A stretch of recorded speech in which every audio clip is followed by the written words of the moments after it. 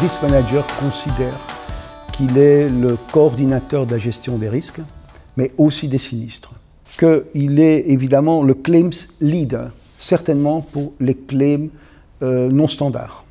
C'est un élément de force. Deuxième élément essentiel, c'est qu'il faut aborder les sinistres de fréquence d'une manière totalement différente que ce qu'on appelle les core claims, les sinistres de sévérité. Troisième élément important, c'est que c'est une fonction qu'on ne peut pas sous-traiter. C'est la résultante du métier.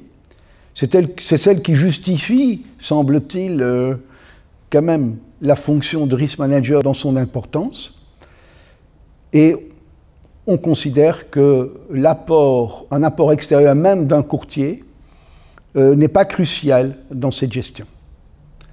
Par rapport à 2012, où on avait constaté un manque d'efficacité, consensus, tout le monde considère que les assureurs ont fait des efforts importants, certainement dans la standardisation, dans l'acceptation de la négociation de Service Level Agreement et des systèmes de reporting efficaces.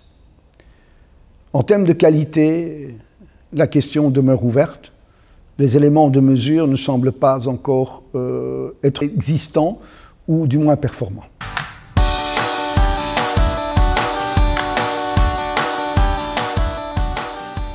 Nous n'avons évidemment pas eu beaucoup de temps, mais il me semble qu'un bon partage de l'information, une transparence avec l'assureur, intensifier les contacts est certainement une ligne de force qui ressort des deux groupes. Travaillant en disant oui, il faut régulièrement être à table avec l'assureur, il faut pouvoir avoir un langage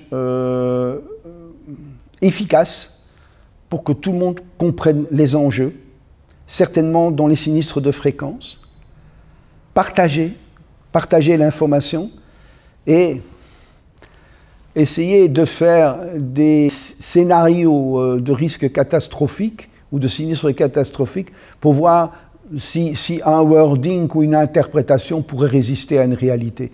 Je pense que si les participants sont repartis avec ces idées forces, je pense qu'on a fait un grand pas en avant.